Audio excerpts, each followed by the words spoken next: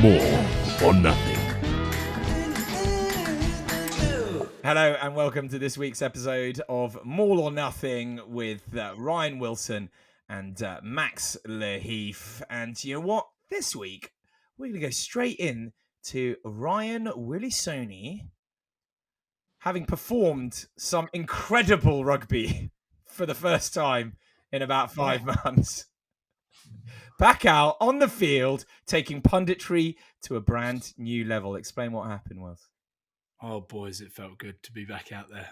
I've taken to a newer stream.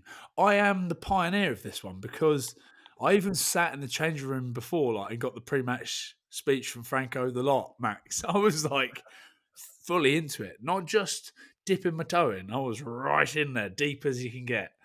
Boys, it was amazing. Loved it. And It didn't make you sad though, did it? No. Well, I did a week. In the week, I trained with them on the Tuesday, and do you know what? It almost, I'm hesitant to put it out here, but it almost confirmed to me, I actually don't think I can be fucking bothered anymore. Yeah. After all that, I really want to do it. One day of training, I was like, oh, God, I'm fat. This is horrible. Do you remember, Max, last week when it was last week, the week before, and he's like, oh, I saw them doing their line outs. He's like, I can still do that. And yearns for the line out. And then it's 1.5 hour session doing some mauling. And he's like, fuck. Yeah, honestly. Although, part of it, I went over and trained with the backs. And I was like, if I did this all the time, easy. I'd be fully into it, boys. But it was tough. Mate, full contact drills, tackle bag stuff, down and ups. My legs were blowing. But it was good. And then the warm up, it was hilarious. It was. I had to obviously keep it semi-serious because we want to create something there. We want it to grow, and I want to be able to do it everywhere at every club, including Bristol. Imagine me hanging off the back of your scrum, Max. I would actually be honoured just to look down and see Ryan Willisoni just throwing me into the fray. It'd be a great pleasure.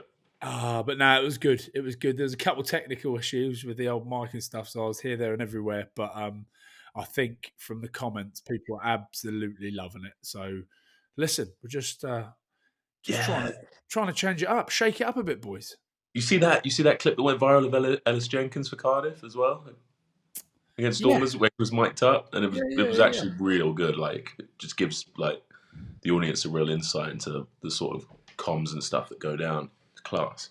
Yeah, so no, it's good. The URC paving the way, doing something a little bit different, and you gave it a real oosh. When you were, I think you were on, you were live on, and they were like, "Go on, we'll give it with the bags," and you were like, "Oosh." Oh. But George Turner nearly took my head off. I was doing the full warm-up. But the thing is, I could hear the show in my ear the whole time. And every time they were talking to me, I was trying to listen to them. And then people were calling moves. They were running different shapes and stuff. So, and at one point, took the ball. George Turner's emptied me, hit me pretty hard. And I was like, oh, Max, I tell you the other thing, my jaw, my neck, everything on the Wednesday. I was just like, oh, what? It was aching. Everything was aching again from where I've not done it for I've just not been whacked for 5 months. Yeah, you know what I mean? Those little muscles have just atrophied. Yeah. The ones that just brace you for the crucible that is pro rugby have just decayed over time. But if you didn't see it, Max, John Barkley comes down. He's like, "Wilson, why are you blown?" They go, "We're going live to Ryan Wilson," and it comes live to me. But I'm in the middle of a mall, right? So I'm in the middle of the mall trying to get out because I'm like, I've got to speak to him, and I'm going. And as I climb back out, my hat's been pulled off. And I'm like, oh. And Bob's like, Wilson, why are you so tired? I was like, well, they don't do mauling up at David Lloyd, do they? I'm literally dying. But it was good fun. I enjoyed it. And I hope people out there did as well. Dude, I love the calling out for Viaplay of have you guys got any insurance? Because he's just getting absolutely leathered out there. It was good fun. The boys got... Yeah, go on, Max. Glasgow got the win, didn't they? Mate, they got the dub. No, Did you catch up with big Kidsy? I did. But before that, obviously they started really, really poorly. And I was sat on the bench, think, oh my God, it's all my fault. It's the warm-up. They're going to blame it on the warm-up. Glasgow, 2 tries behind within 10, 15 minutes. And I was like, it's all my fault. It's all my fault. But thankfully they pulled it back. The anti-captain comes back. The saboteur. Oh my god, panic. But no, caught up with Kitsy, had a good chat with him. Bloody good bloke, eh? I was like, oh, this must be a shock, big fella. He was like, no, it's fine. I was like, it's fucking -2 degrees, mate. You just come from Cape Town. Don't lie to me. It's okay not to be fine, though, boy. Yeah, exactly. So no, I saw him, and but a very good win by Glasgow. That's it. Top of the log, mate. Top of the table. Glasgow Warriors. And then your dark horse, they're still going well. Big win. Still plugging away, aren't they? But what was even funnier though is that I was obviously commentating Edinburgh versus Benetton. But boys, like I said to you already, with the Glasgow stuff, I'm meant to be impartial, right? But Glasgow, it's fine because it's my team. I've been there for 13 years. Edinburgh, I've still got as much hate for them as I used to. So it comes out subconsciously on the comms. I think it does. No. I think it might be. And I'm like, just rein it in, don't. And like when Benetton score, I'm like,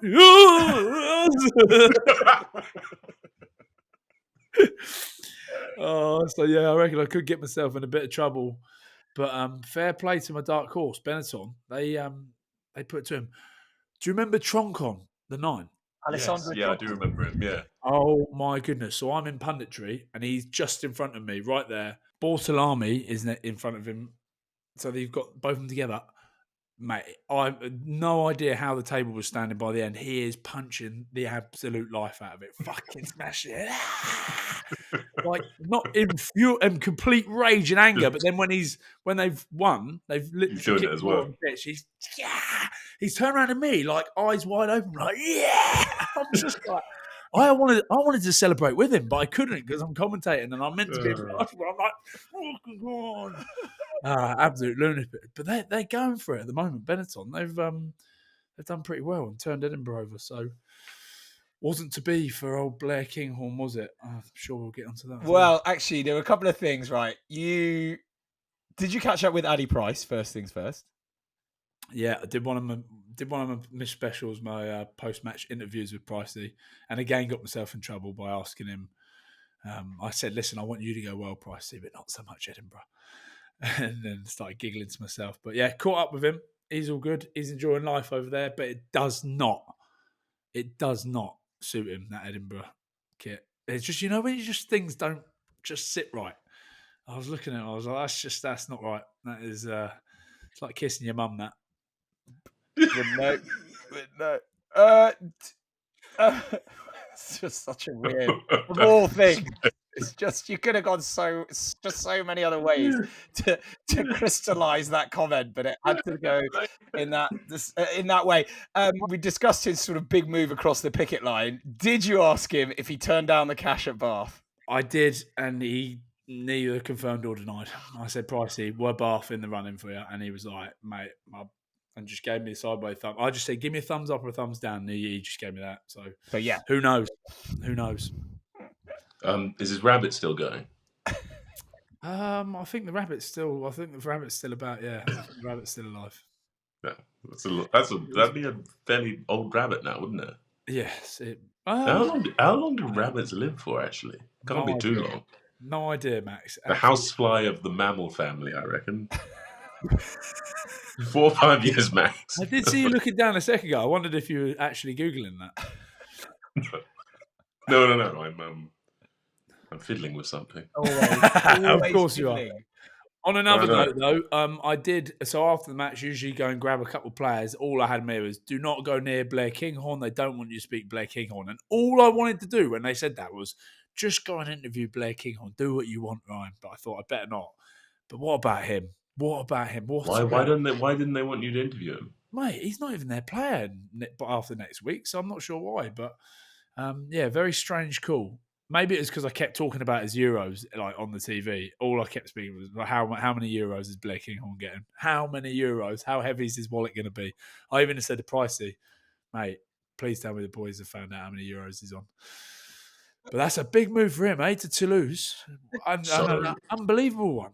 Boys, give me your thoughts on that, though, because also people are forgetting that means Toulouse have 3 of the starting Six Nations fullbacks. right? They literally have Scotland's, France's, and Italy's in Capuozzo, or Ramos for France. That's kind of insane stockpiling, though, isn't it? Yeah, but they can play wing as well, can't they? And I think you'll see Blair end up on the wing a fair bit, as well as fullback. Ange Capuozzo is there, isn't he? He'd play on the wing a little bit. But yeah, fair play to him. And a 6-figure fee to release him, Max. Like I'm happy. They paid. So they were very horny for him. Very horny indeed. Wow, that's awesome. They paid a 6-figure release fee for him, and it's a 3-year deal. Do you reckon there's no issues over in the top 14, is there? Oh no, it's thriving on being. No, I reckon. Do you reckon if you're that guy, right, they buy you out of a contract, do you feel some kind of pressure? Oh, huge amounts. They'll expect him to perform, won't they? And there'll be a lot of pressure on him. But fair play, like how good. I like it that rugby's starting to get to that point where people are buying each other out. The fact that they've never really done it in rugby, it's not a common thing. Is this a good thing? Is it a good thing for rugby, boys? Yeah, I think so. It's making stars as well. It's creating. You've got. I mean, look. It's obviously things are so much better over the other side. It's only the French clubs that'll be able to have this sort of financial power to kind of pull that sort of stuff off, won't they? George North going to Provence in the second div. Can you imagine living in Provence? Ooh, that's outrageous. Imagine living in the south of France playing rugby. Have you watched A Good Year with Russell Crowe? Yes. Ridley Scott movie. I'm not very good at it. But he inherits this a chateau, in Provence, and it's just because Ridley Scott's got like a spiritual sort of home there, so he wanted to film something. He does wines out there. Yeah. And mate, it's so luxurious. It's wonderful. Anyway, I digressed. But yeah, Provence, that'd be quite dreamy, wouldn't it? Hell of a spot. They're quite ambitious though, aren't they? They're trying to get up into the big boys. Yeah, they're up there throwing the cash around, trying to get back up. So they'll probably. I don't know what the Predator looks like. I don't try not to look at it anymore. I just hope the Bezier right down the fucking bottom. Have you invoiced them that €7 pre-season ticket yet, or not? And I'm pretty sure it was €20 as well as a rip-off. Absolute rip-off, but no. Well, look, let's just finish off our URC roundup. Quick one on Leinster edging Munster in a thrilling derby. I mean, I think rugby's going all right in Ireland, and 40,000 or so watching that game, right? Well, 49,000, I think you'll find. They nearly sold that out. So, yeah, incredible. Huge game. Leinster, all the stars back, all the Irish boys back for a big old derby match. I tell you what, Maxie, Jack Conan, man of the match, he was on another level. I've always said he should have been starting the whole time for Ireland. I felt so bad for him before he got. I know Omani and Doris are the boys, but mate, that guy is something else. He was frothing at the bit. He was good. I tell you, I just can't. Craig Casey scored first. I just can't get over how small he is. Did you see the Champions Cup launch? The Champions Cup photo, bro. I thought it was I couldn't believe it either. I thought it was I was I double take so hard on Casey because I thought there was a mascot or something there. It was wild. And I think it's almost like they're taking the piss by standing him behind the trophy. But how? Everyone else is on their knees or sort of standing. They put him standing behind the trophy, and it's sort of up to his chest. How tall do you reckon? How tall is he officially? I'll find out right now for you. Hold on. He is 5'5". Yeah, that's small. Yeah, I think Harry Randall's 5'7", so that is diminutive. Yeah, nice. Even for a scrum half, you're going up against some blokes that are 6'10" in times. That's mental, isn't it? He's a nippy little fucker, and so his mate that takes the piss out of him all the time, Zeebs. You've seen the old battle rope one, haven't you? The battle rope with the laces did get me. Yeah, Zeebs was back out there firing all cylinders, so good to see. But yeah, Leinster too good for him in the end, and just pipped him at the post. But to see him, nearly 50,000 at the Viva. It's pretty cool at the moment. So that was a good one. 21-16 to Leinster. By the way, we got quite a good load of comments in about the sevens and the fact that it's terrible. It's terrible. We've basically picked sort of 7 Usain Bolts and then just hope that they'll do shit. Hope that they can do it. Yeah. Great clickbait. And everyone, I love like there's loads of noises like you don't understand sevens. We're like we're not. We just pick. It was funny. We did caveat that at the beginning though, didn't we? Yeah. We were like, we got no idea. I think the sport's speciated, but let's go for it anyway. Yeah, so all you lot moaning, go and watch the full show. Go watch the full show where we don't really redeem ourselves because we don't get that 7 side ain't getting any ball. True. Not to clump all of our South African gang together, but the majority having a good sort of post-hangover World Cup guys kind of back with the Bulls getting a good win. And well, yeah, you saw Willie LaRue, obviously, first start, and a try on his debut. Bulls hammering Connacht. Do you know what's funny? I saw something there. It's like you could be playing against Glasgow -2, but then you could also be at altitude in like 30 degrees heat, nearly dying. Oh, it's doing the bloody bubble thing again. Those who are just listening, Ryan, can you explain what is going on with?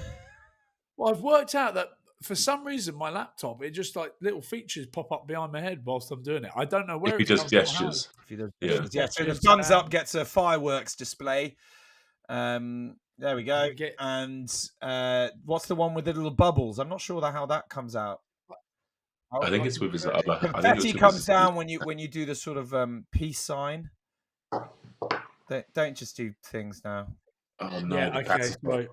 We don't digress. Let's not go off this. So yeah, it's great. It's not very good when you're doing a serious seminar and fireworks kept going off in the background. But so the Bulls hammered them, did they? Yeah. 53-27 up at altitude. The boys from Connacht have been going pretty well as well. So strong side at the moment. That's a tough old one. And then the Sharks have finally got their win, boys. They've slayed the Dragons though down in Durban, 69-14. But they had all the boys back, all their superstars from the World Cup, likes of Mapimpi, Etzebeth, Hendrickser. Who got man of the match? I think it was Mapimpi. Mapimpi got man of the match, actually. Ridiculous, but everyone absolutely loving it, seeing all these boys back. So there's a lot of them, A lot of World Cup stars coming back this weekend with all the Irish. When did all the English ones go back? Must have been the week before then. Yeah, 3 weeks ago. But they've been picking fixtures to give them like break weeks and stuff. But some guys were back as much as like 3 weeks ago, yeah. But imagine not winning a game and then running in 10 tries at home for the first time in a while. It shows, doesn't it, that now they've got their boys back. Could be a big difference, but they got a fair old way to catch up because they are right down the bottom. Well, they're not anymore. They've just got off. I think it's Scarlets and Dragons down there as well. So, yeah, good to see. Good to see the Sharks are back. The Hollywood Bet Sharks. We didn't get any more offers, did we, for sponsorship after our attempts? Sadly not. Hollywood Bet, yeah. Hollywood Bet. Also, Cardiff beating the Stormers. That was at least a bit of sunlight for the Welsh regions. Yeah, I know, but the Stormers, I think they only had one international in their whole team for that one. So it was like they rested everyone for that one. Skozan, who wasn't in the World Cup, is the only international in their whole match day 23. So it was weird. It was like a complete opposite to what the Sharks had done. 24-24, right at the end of the game. And then Cardiff have run it in and scored and ended it in the red. Mason Grady, little shout out to him. He was bloody incredible. He got a couple good tries. So yeah, there you have it. That is my URC rugby roundup. Well done. Let's now turn our attentions to the Maxosaurus this weekend, and it would probably be top of our match of the day highlights program anyway in some respects. But again, unfortunately, another loss for Bristol. But is this the one that's felt like there was something more, that there's probably more positives to take out of it? Yeah. I mean, going into half-time and you're up against Saracens with the fully loaded team, you feel like you're in a good spot, but ultimately That second half, we just gave them way too many chances. Just too many turnovers, loads of line-out entry for them. And if you let them have a crack, what was it, 8 entries, 8 line-outs in that zone, they're going to go over eventually. It's impossible. But mate, yeah, loads of praise going around to people like Gabriel Ibatoye with that. Talk us through it. Actually, come on, Max, run us through.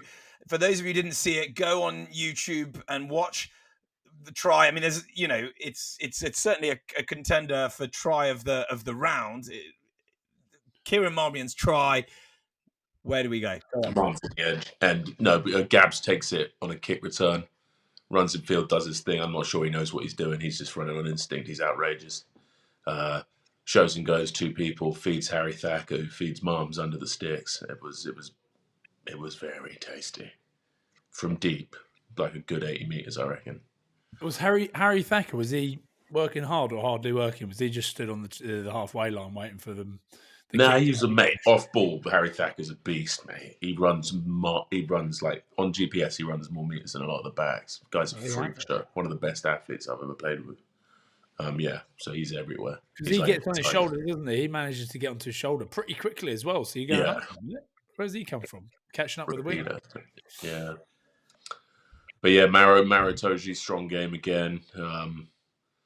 Willis had a strong showing. Faz obviously missing a lot of kicks. How was that?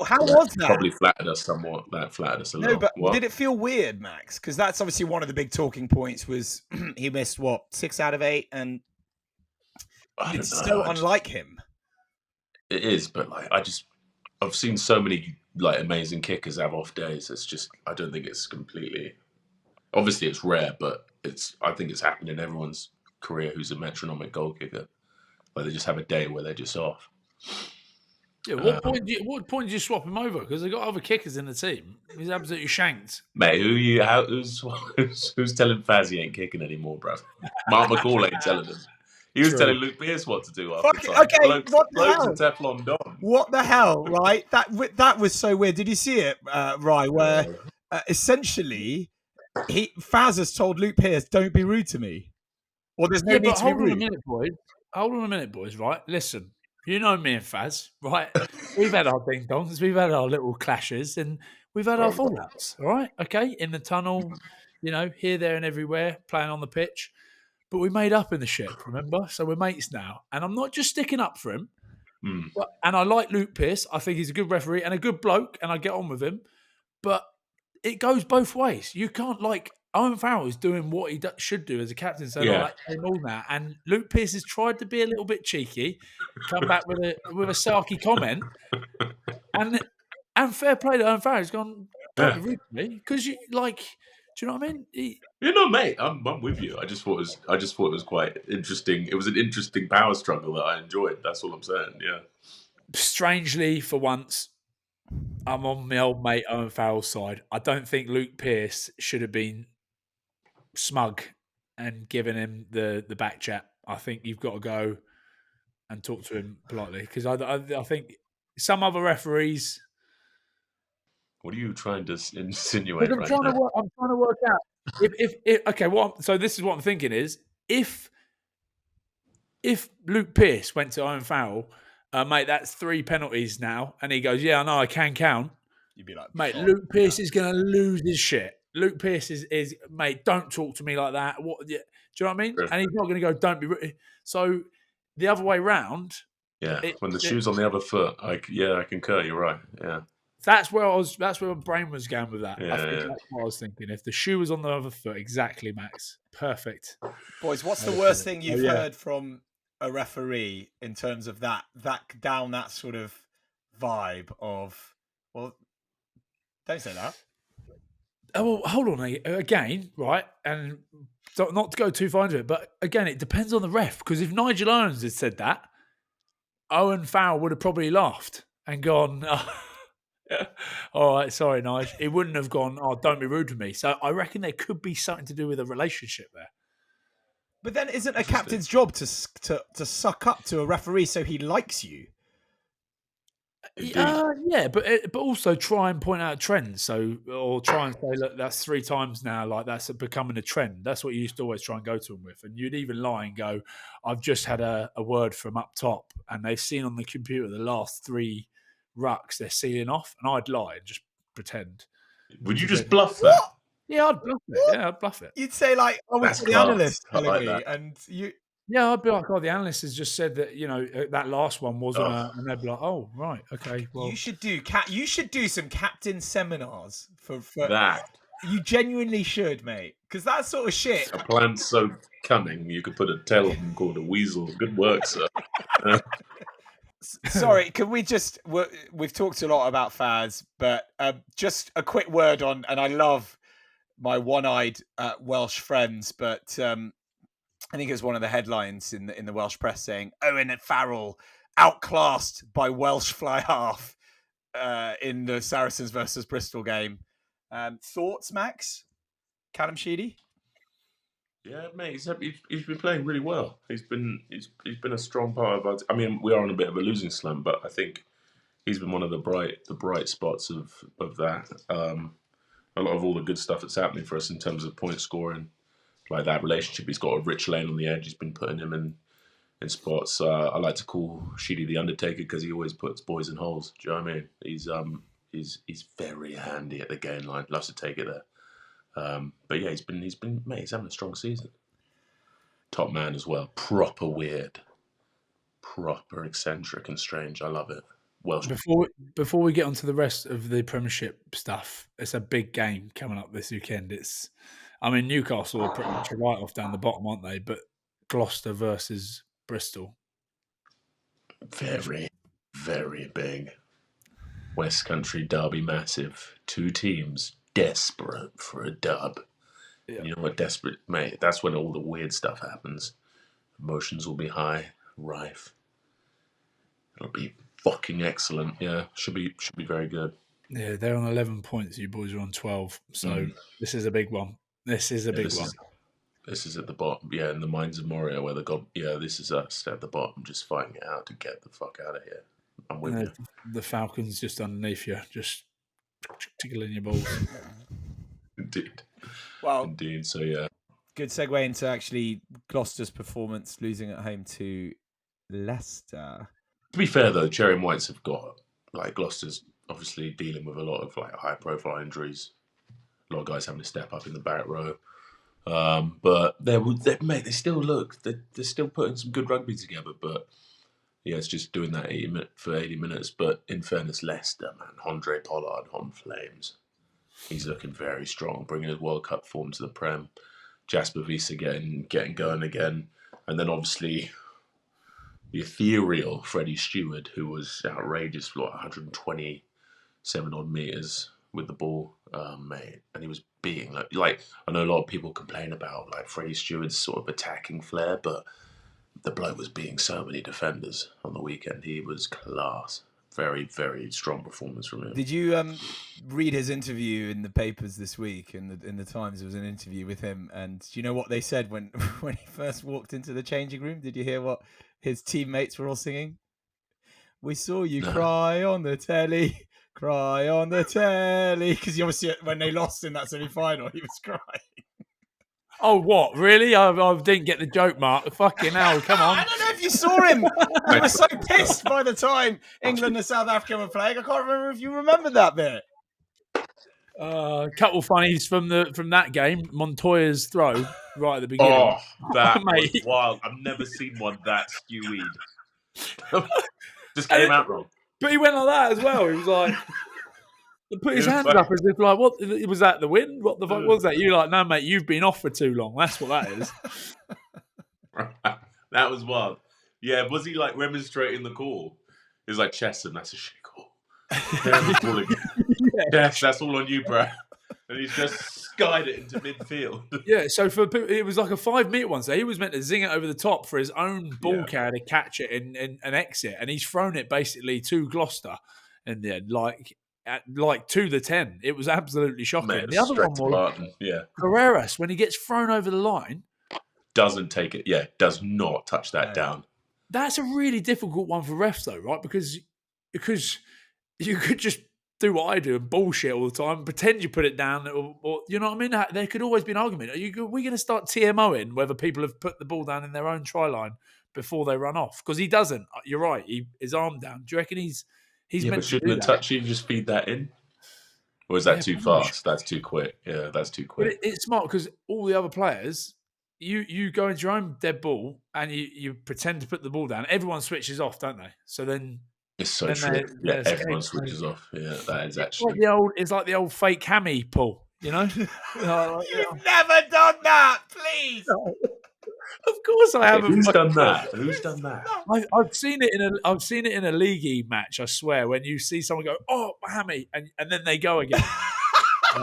That's like the sympathy goose step. Yeah. Oh. Man, that's outrageous. I'd love to have seen someone pull that out. Yeah, so that's almost what that is. And then the last thing from that game, because we see it all the time at Glasgow, mate. We have Stafford McDowell. I don't fucking play there anymore. We have Stafford McDowell, who plays 12, going up in lineouts at the tail now. Have you seen that? Why is that? Oh, they just they used to put them up at the front and it worked. And now they've started sticking them at the tail of the lineout just to completely confuse the shit out of people. But backs coming into Mauls, do they make a difference? Yes, they do. As long as you sort of like practice it. Otherwise, haven't got a clue what they're doing. But yeah, they definitely do. Yeah, Stafford McDowell, Bulletproof Tony, as they call him, they've been putting him up at the tail of the lineouts, mate. Bulletproof Tony? Yeah, from Lock Stock.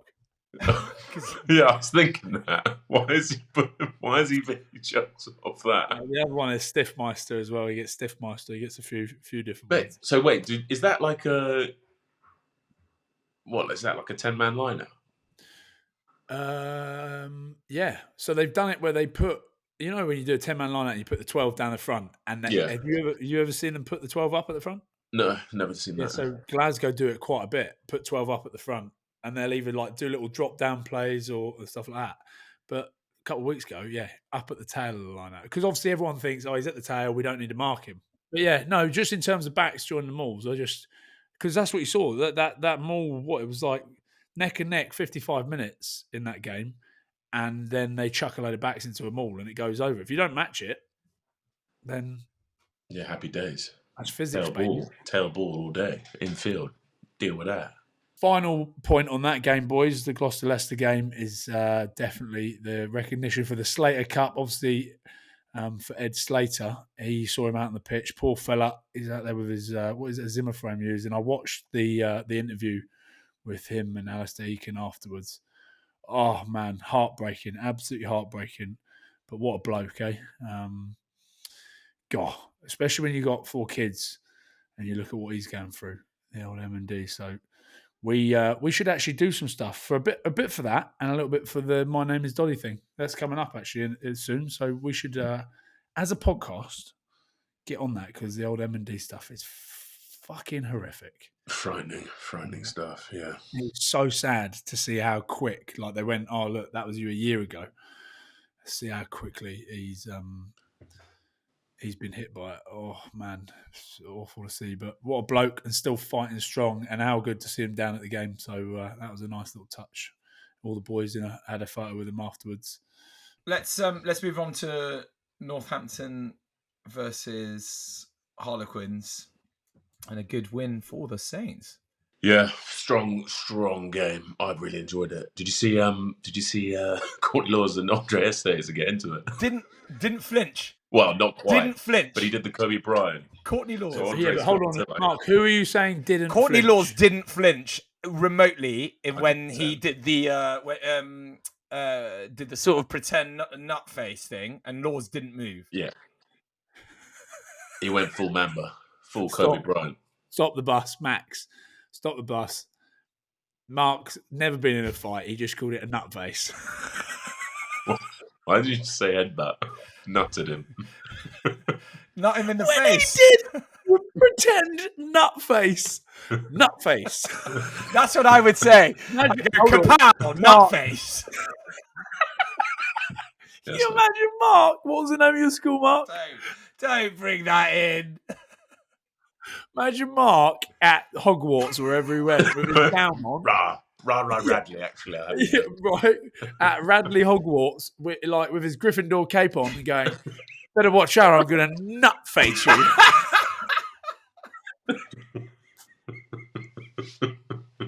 Nutface. Oh, fuck yeah. We're meant to be trying to keep this on the straight and narrow, but I can't help it. Yeah, no, that's true. Yeah, but okay, so he does the dummy nut face. I mean, Cordy's like, yeah, whatever. Just. Yeah, but what happens after that? Because I only saw the clip. Yeah, I know. I just saw that clip. It was just like it was just hard man stuff. People enjoy it. It's so rare nowadays. You get to see something like that, don't you? Just two large behemoths giving it the big one. But anyway, the rest of the game was also very eventful. Like it was wild. There was a lot of tries. Some good rugby. Ludlam was class. Matt Vasey made like 20 odd tackles. Mental shift from the hooker. But yeah, Quins just like a few unfortunate errors. Some good Saints pressure, but they've just been a little bit unlucky of like ball at the base of the scrum. A few other bits just spitting out, and like Mitchell and that just jumping on any mistakes going and just punishing them. So I feel for Quins a little bit there, but George Hammond continuing to have a strong season. I think Cunningham South's got a start for them. I mean, don't start him against us, but mate, he looks so handy when he comes on. He gives them proper go forward. Oh, you know who else is good? Furbank at 10, by the way. That should be given a shout out. He was very good. Strong showing. Anyone know why Laws was wanting to scrap with Estesen? Yeah, no idea. I reckon it must take quite a lot for him to get round. To be. And it was very far away from the play as well. Yeah. It wasn't like it was. It's probably a little bit of silly buggers. A quick word, though, Max, on Lewis Ludlam's injury, which means that now Ben Earl is out, Ludlam is out, Tom Curry's out, England's Six Nations back row. What's the injury? What is the injury? Right ankle, but he played on and then injured it again.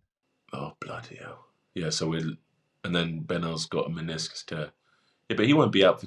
How long's Ben out for? Not... Was it 6 weeks? 6 to 8 weeks? Let's just say all three of those are injured. Okay. All three of the sort of the daddies are injured. So Courtney Laws Harry's got his hip. Ludlam's bust his ankle. We got meniscus with Ben Earl. Courtney Laws has retired from international duty. Who goes into the Cerberus, the three-headed dog over the back of that? I would have. I mean, everyone's sort of almost forgotten about Don Brandt.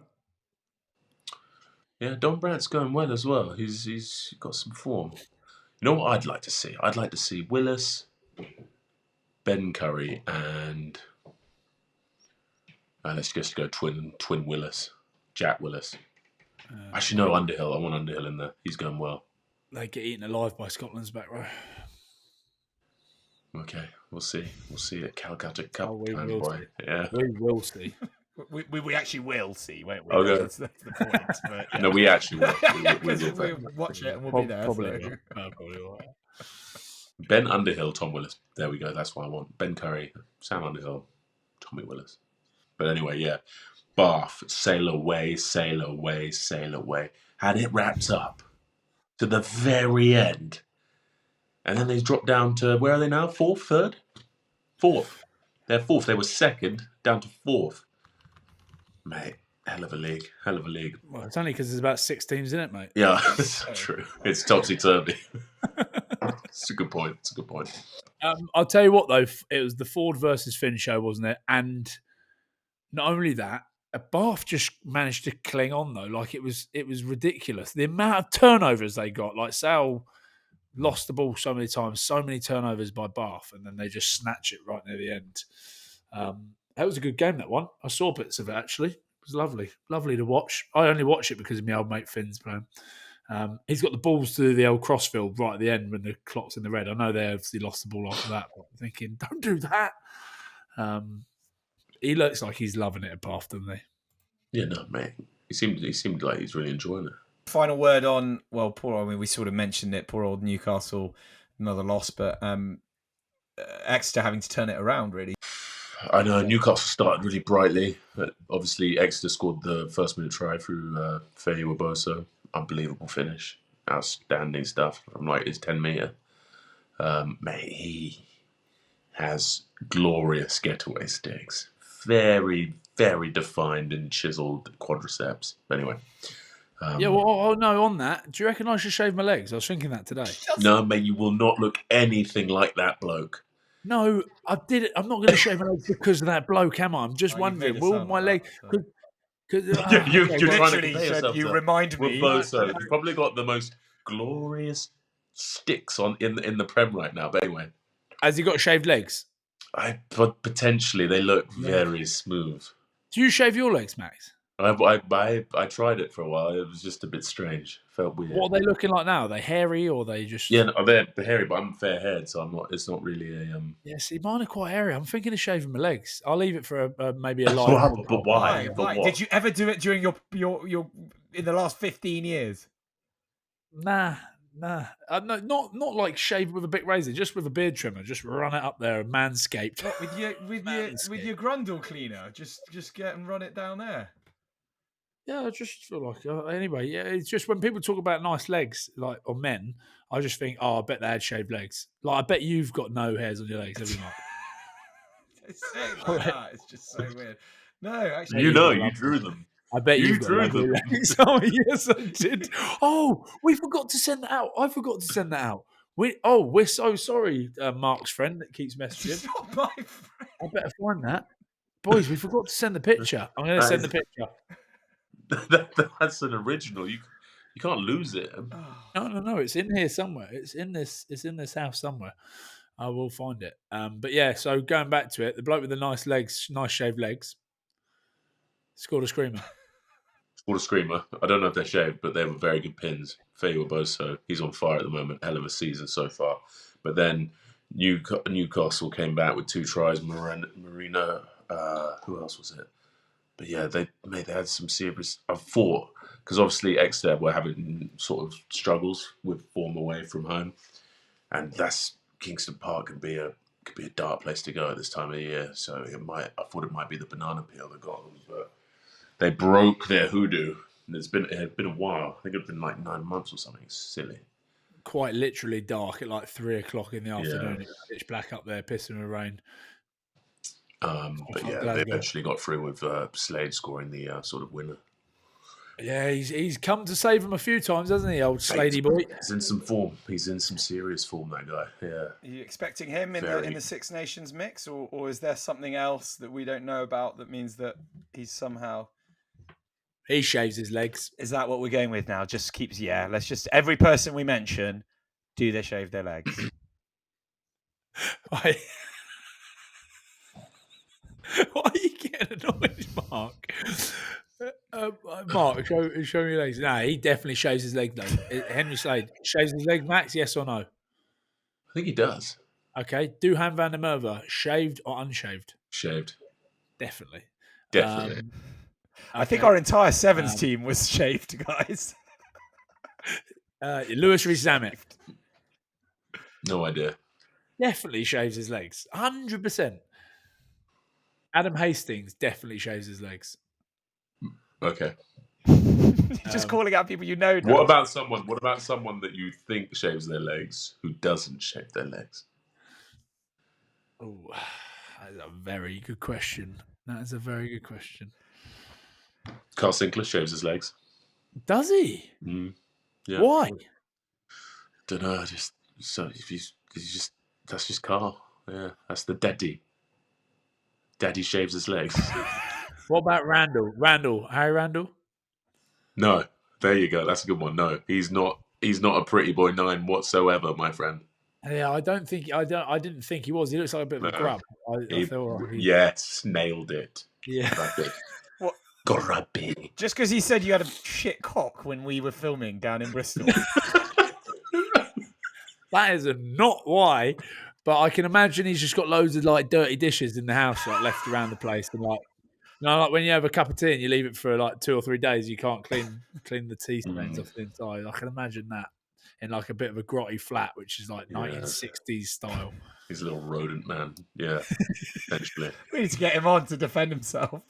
No, I'd love to. It'd be good fun. Yeah, I agree. But media trained Randall's very different to Clubhouse Randall. He didn't look media trained when we went round to Bristol. Yeah. Oh yeah, he just attacked us randomly. I don't know if you both saw it, but it was there was a big investigation by one of the UK papers saying that players were told to fake cognitive tests to cheat concussion rules. And I guess I just wanted to ask you guys, have you ever been encouraged to score low in cognitive tests? And maybe Max, explain to us why you would want to score low to cheat the test. You just want to score low to cheat the test, so if you could easily pass the HIA process if you were concussed. So your baseline would essentially be lower than what you're putting out, so then it would be easier to attain it when you are actually concussed. So, for example, you'll be given 10 words, and what you do is maybe just pretend you can only remember 6 when you're doing your baseline. Therefore, when you then come to do it in a match, you can easily get 6 without fail. So then it looks like you're not concussed. Similar to, you do other little tests, don't you, Max? There's some other little tests in there. I can't really remember. Yeah, like balance tests and stuff. You could kind of mess around with those, I suppose. And your other question was whether people are failing tests on purpose or sub-performing. I don't know. Yeah, probably. Have you ever had it in your careers, guys? Have you been asked to, or pushed to, or even hinted at? Well, the reason, Max, I don't know, we spoke about this yesterday, me and Mark briefly, and he was saying that this whole thing with the lawsuit that's going through with the concussion stuff, they're saying that some of them were told to. What, by coaches? Told to score low so that they passed it. But I was saying to Mark, I've never heard of a coach, doctor, physio, anyone that I've come across say. Okay, I've never had a physio or a doctor, but I have had a coach say that. Oh, really? Allude to it, yeah. He didn't do it in so many words, but this was before it was so it wasn't as publicized as it is now, but there was definitely some kind of like, you need to get back for this game, so just do this. Did you talk about it with others? No, hold on. Yeah, but hold on. No, that would be something slightly different. No, that's not right. From a neutral's point of view, that's no, but it's thing, not. Right? Not report. No, it wasn't like don't do the test properly. It was more like don't report it, sort of thing. Oh yeah, and then So that's what I mean by Mark. That's what I'm saying. It's different. This is different from the test side of things. This is Max has had a head knock, doesn't feel quite right, and he's had a coach say, "Well, don't say anything about it." Yeah. Is that commonplace? But it's potato. Not anymore. No, not at all. Well, not as far as I've experienced anyway. No, this was like 5-6 years ago. So. Did you find there was a difference, Max, between sort of the Prem and when you were playing down under? Did they have a different approach to it? Mate, honestly, I do not remember any kind of concussion protocol. Not saying there wasn't one, but I never saw it or witnessed it, and I don't know what it's like now. But I imagine in Australia now it's being taken very seriously. A leading sort of researcher, neurosurgeon, is an Australian fellow who's done a load of. He's got a lot of data off of NRL players, and it's becoming a massive talking point for all sort of footy codes, including AFL, rugby union. So I can like pretty sure to say they'd be being taken very seriously now over there. No one ever told me to try, but I would always joke and be like, I'm just going to try and get a few wrong so that it's easier for me to pass. Like, as a player, you'd joke about it and say, when we do the test, get a few wrong. So you choose to do then that? It's easier to pass. Yeah, I would have chosen to do it so that I could find a way around it. Cheat. I've not done that. What, you gave your best every single time you tried to guess? Or 100%. It was like, for a start, it was like brain training. I was enjoying it. Second, I'll take this shit seriously, bro. Yeah, see, I didn't. But also, like, the squads where if this was really prevalent, wouldn't, like, the doctors be like, it looks like we've got a group of very under brain developed human beings who are really mal coordinated as well. Like, it's all these guys who can't remember like 5 words and who also can't do any of the like mobile stuff either. And Max, did you ever come up against Darcy Ray? He played at Bath. No, I came up against him a couple of times. Complete Vico, but yeah, you'd have all the boys. Yeah, but you'd have all the boys like, oh, we can only get 4 words, and then Darcy Ray coming in at 10, being like, "I'm the man." Oh no! So fucking hard. Mate, dumb. I've made a dumb 15 before. Yeah. Oh, okay. Just chuck me one player, and you're dumb 15. Andy, you're in the Benetton 9 at the moment. I love the bloke, but my God,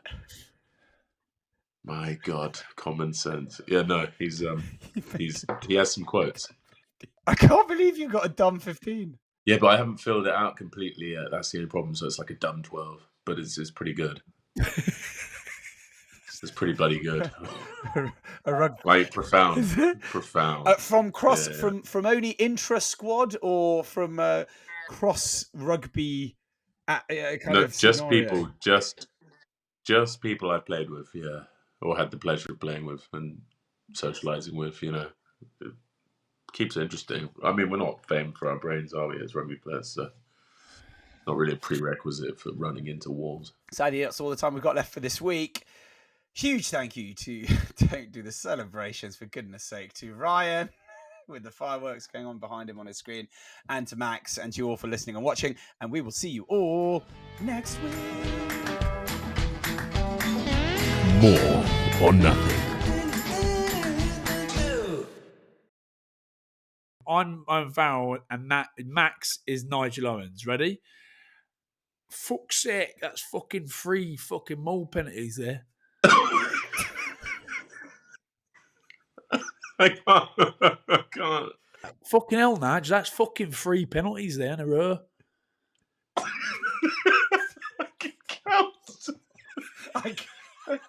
Yeah. Hey, but oh my God.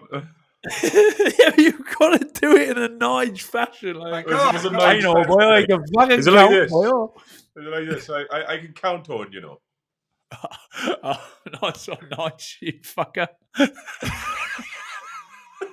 How it would have played out. Yeah, that's how it would have played out. Whereas this is what happened. Fuck's sake, Piercy, that's fucking 3 penalties in row. I can count, you know. He's not auditioning. Don't be fucking rude to me, you. Max, do you think Luke will appreciate your rendition of him as sort of Gandalf going, I can count, you know? Oh, was I Gandalf? Yeah. I thought Gandalf was quite big. Quite big. I can count, you know. Right.